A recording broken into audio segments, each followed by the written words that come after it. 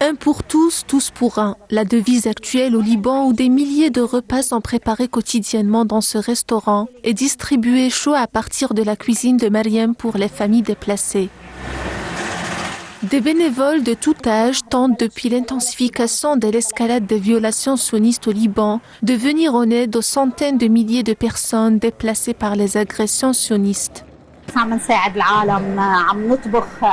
On essaie d'aider. Nous cuisinons 4000 plats pour répondre aux besoins de nos frères et sœurs réfugiés qui ont été forcés de quitter leur maison en raison de la guerre et de ce qui se passe actuellement. La situation est extrêmement difficile car la région est densément peuplée. Un grand nombre de personnes dans une zone géographique restreinte.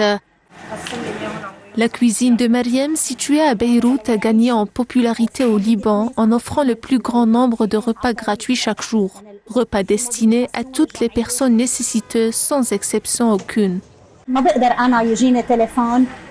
J'ai reçu un appel d'information qu'il y a des gens qui n'ont pas mangé depuis 3 jours. Comment puis-je refuser cela? Il est 16 heures. Nous sommes en train de nettoyer. Puis soudain, on reçoit un appel. Ils ont besoin de 600 repas à un certain endroit. Nous aidons à faire en sorte que personne ne dorme en ayant faim.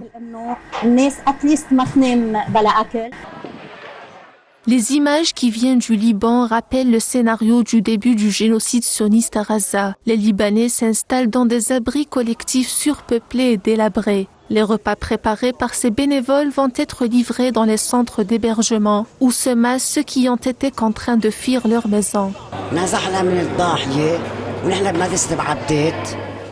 Nous venons d'être évacués des banlieues et nous sommes maintenant à l'école Bagdad.